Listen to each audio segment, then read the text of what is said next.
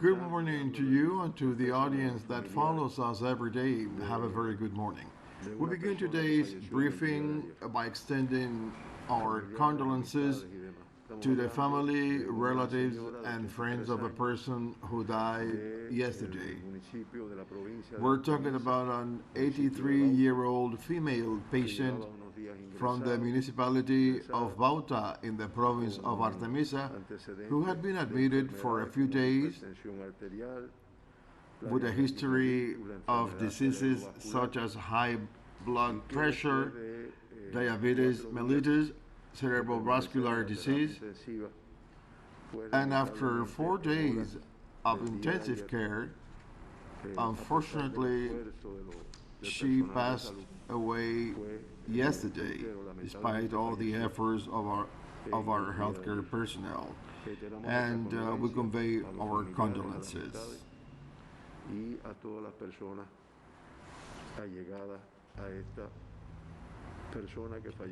In our country, 1,053 patients are admitted to our hospitals.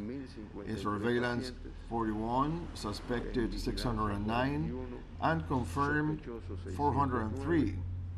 In primary health care, a total of 3,256 people are being monitored by our health personnel.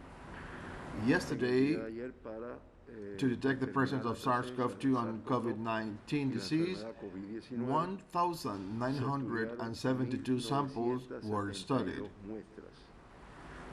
As a result of their analysis by real-time PCR, 6 samples were positive for 0.3% of the samples.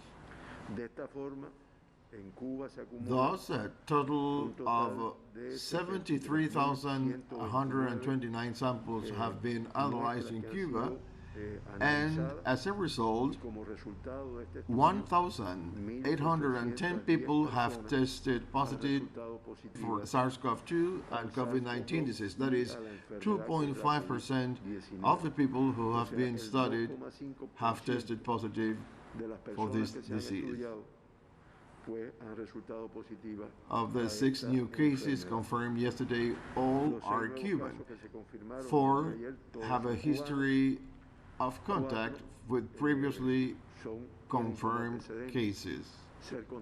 And already in Cuba's epidemic, 1,585, or 87.9% of all confirmed cases, they have a history of having had previous contact with people who were already confirmed cases.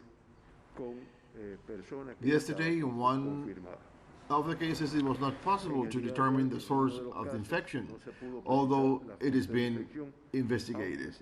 However, in all the cases of the epidemic, in 53 persons, it's not being possible to determine the source of infection, which represents 3%. One of those who were diagnosed yesterday has a history of coming from abroad. He's an individual, he's a Cuban who recently returned from Mexico, and he was under surveillance. As you will know, everybody who enters the country from abroad, whether it be Cubans or foreigners, they are placed under surveillance for a period of time. And in this case, he tested positive during this period of time.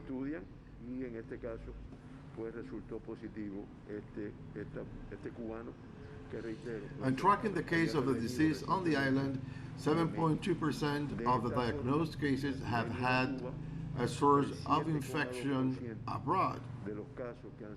This figure has been diminishing after the restrictions of entries into the country.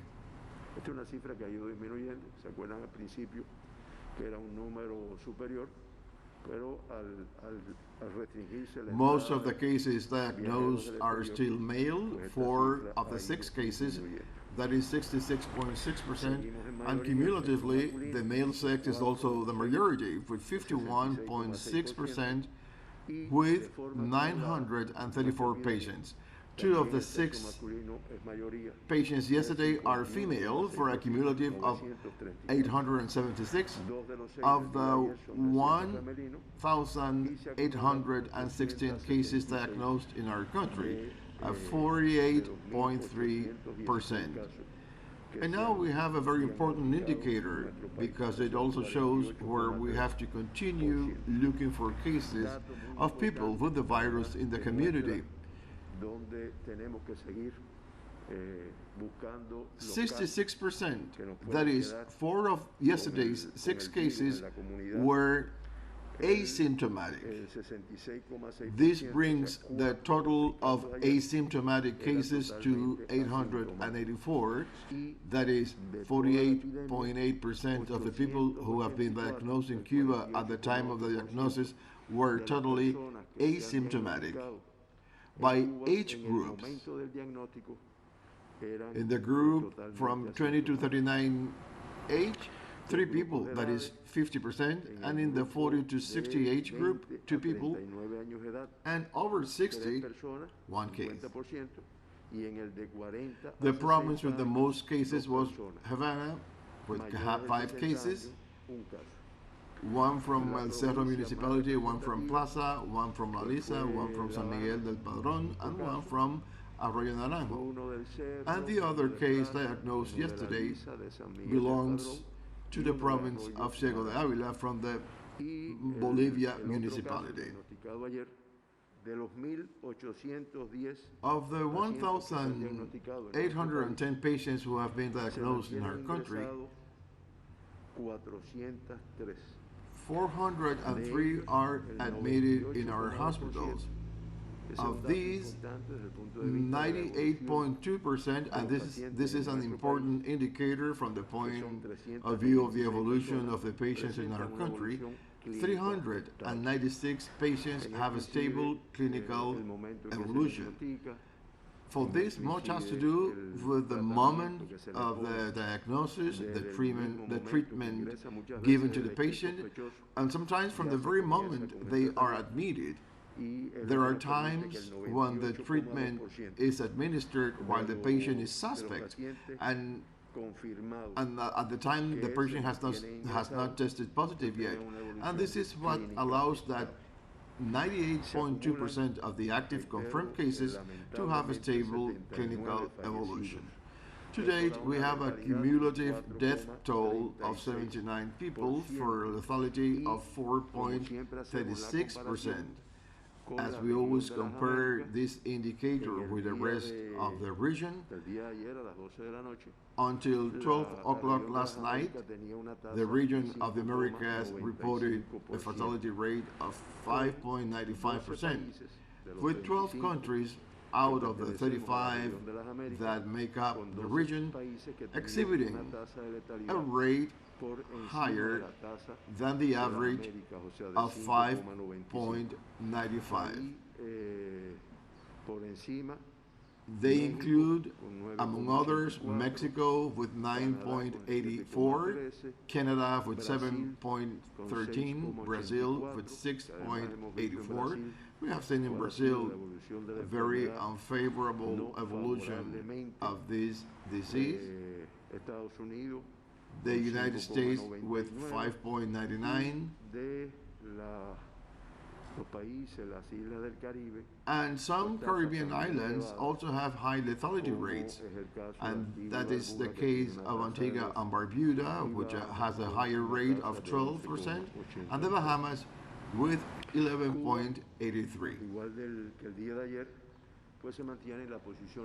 Cuba, as it was reported yesterday, remains on the 14th position in terms of the lethality in the region of the Americas. As we always say, 2 people were evacuated and 49 people were discharged yesterday. And this is indicating a positive relationship with the number of admissions. There are many more discharges. That number that was confirmed yesterday, which was 6. Of the 1,810 people who have been confirmed, food and disease in our country, 1,326 have recovered, with the inclusion of yesterday's 49 discharges. This means that 73.2% of the people who have been diagnosed in Cuba have had a satisfactory evolution, and as we always say, they are back into their caring lives and activities.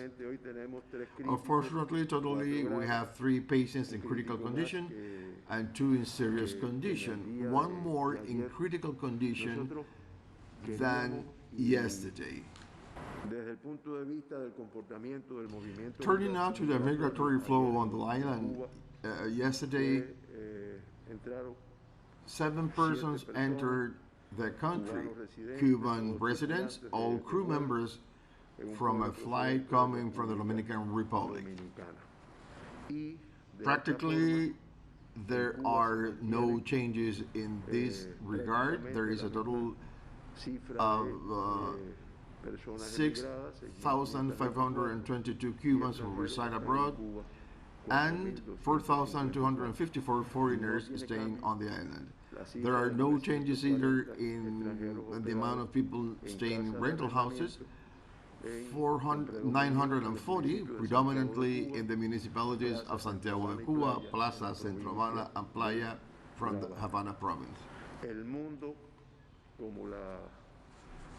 The world, as the Cuban media and especially television keeps us up to date, there are 184 countries with COVID-19 cases, 4,137,193 confirmed cases, 73,688 yesterday, and 285,760 deaths, 3,516 deaths in a single day in the world, for a lethality of 6.91%.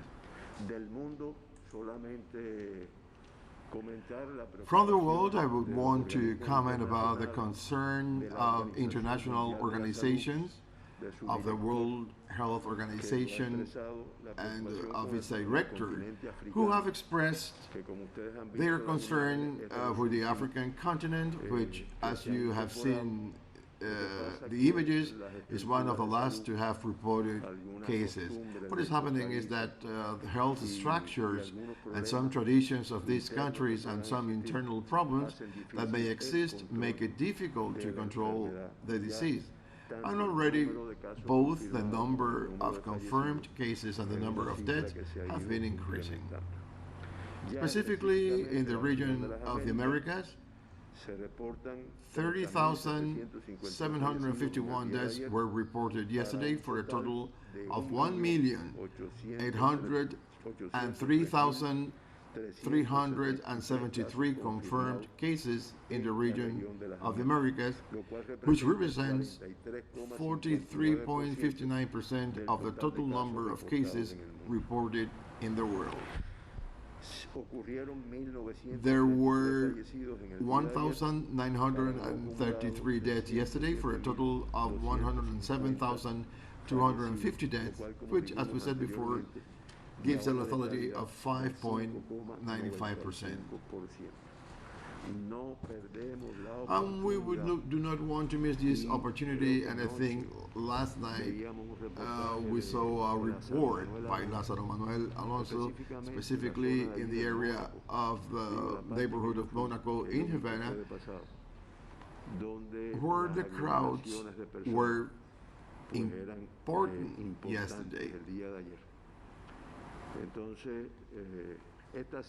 So we alert that this figure that we're giving, we give them very cautiously, so that there is not the perception that the problem is already solved. Sometimes people ask me, why are we still locked up? I think it's very important not to lower our guard, to maintain the measure of restriction, which I will not repeat because our population dominates them very well, but they are extremely necessary, And above all, the most important thing, everyone who has the opportunity to stay at home, thus who does not have to go out, so please do it. Much more those people who are in a certain age with a group of diseases that also our population is very well informed about, like high blood pressure, diabetes mellitus, heart failure, chronic obstructive pulmonary disease, malignant tumors, that a part from our population should be as little exposed as possible because the risk of acquiring the disease is still present. As we said earlier, we're looking for positive cases in the general population this week. We have already studied contacts of positive cases. We studied people with respiratory symptoms. The foreigners that arrive are less and less. And now we are already open since this last weekend, Monday and yesterday on Tuesday, to other groups of our population that apparently have nothing and they apparently have no risks. We will be reporting on how much of this population group is being confirmed with the virus, because what we want is to look for COVID positive patients. And we know from the behavior of this disease, from its epidemiological characteristics and its transmission, which, as we have said, is very unusual. It has nothing to do with influenza nor with SARS or MERS. SARS-CoV-2 has a much higher transmissibility. And we want to detect positive cases in order to hospitalize them, study their contacts, trace their contacts, put them on treatment so that they do not have complications and so that we can protect our population.